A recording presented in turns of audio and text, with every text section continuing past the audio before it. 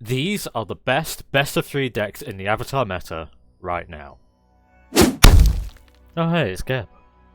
Hello everyone, the name's Geb.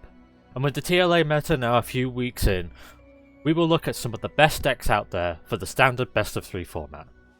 Normally I will go through the disclaimers here, but I've already covered that in my best of 1 video up in the corner here. So if you want to hear about the disclaimers and how I collate all the data, you can go to that video and then come back here. But with that out of the way, let's look at some decks. Now, one of the best cards to come out of the Avatar set is Badgermole Cub. Everyone has heard about it. It earthbends, it increases mana when you tap out from both lands and mana dorks, which can easily create a runaway effect. This has obviously spawned a mono green aggro deck. A resilient green Stompy deck whose game plan is to explode right out of the gate, starting with mana dorks such as Llanowar Elves, Gene Pollinator and the aforementioned Badgermole Cub, only to then power out massive threats like Ouroboroid and Kratos Behemoth far ahead of the curve, overwhelming opponents with sheer size and value. This deck does have its weaknesses though, specifically against control flavoured decks who can either sweep the board or repeatedly answer threats 1 for 1 while applying their own pressure. Though this can be mitigated with cards that give indestructible, hexproof, ward, or a combination of the 3.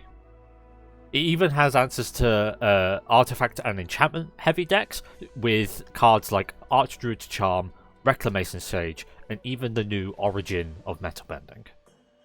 Another green based deck that uses the Badgermole Cub, but I think requires a little more brain than just big things go, is Gruul Delirium.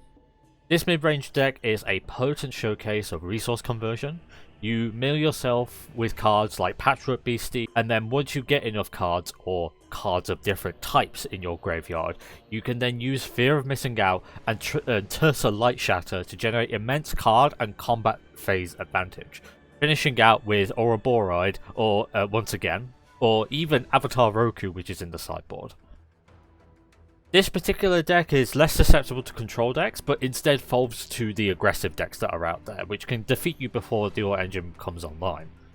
It can also struggle against decks with graveyard hate, though your plan B of just casting big creatures is still solid. Plus, you have options in the sideboard, like Scrap Shooter, to stop this from happening. It also brings in the sideboard Sunspine Links to give it a little bit of an extra push against control decks, which have greedy mana bases, or for decks who use a lot of life gain. Moving away from green, we have Jeskai Artifacts. This deck has been around since Edge of Eternities with the introduction of Pinnacle Starcage, but it's still going strong even in the current meta today. This artifact-based control deck uses exile-based removal to answer threats permanently.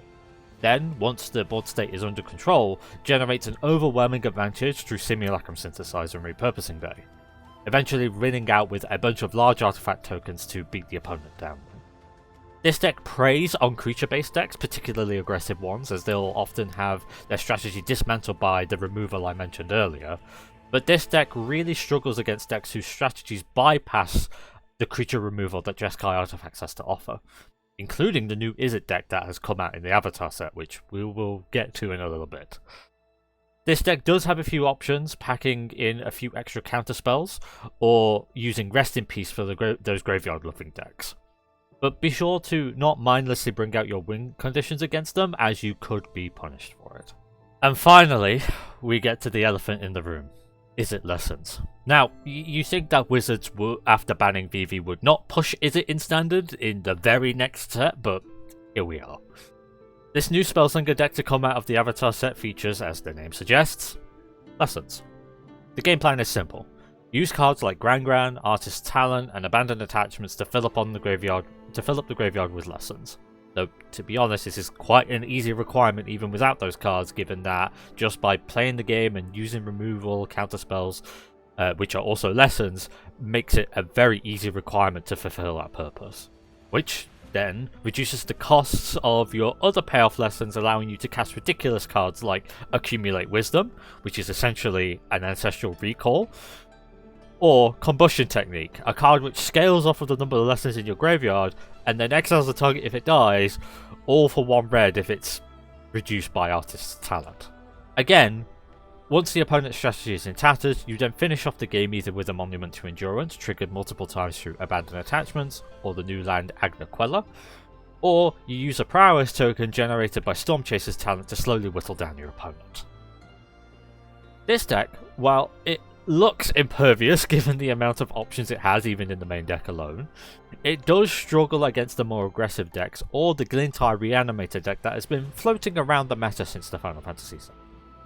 Although, even saying that, its sideboard does have the option to run extra early game counterspells for the former, and Soul Guide Lantern for the latter, alongside Quantum Riddler, which allows you to outgrind other control decks. All around, a very, very Swiss Army knife of a deck to come out of the Avatar set. So, that just about wraps things up. Let me know what decks you're running out there in the comments below. I do put a lot of research and effort into these videos to ensure that they are kept as accurate as possible, so if you would subscribe and like the video, that would be greatly appreciated. Otherwise, thank you very much for watching, and I'll see you again next time. Bye bye.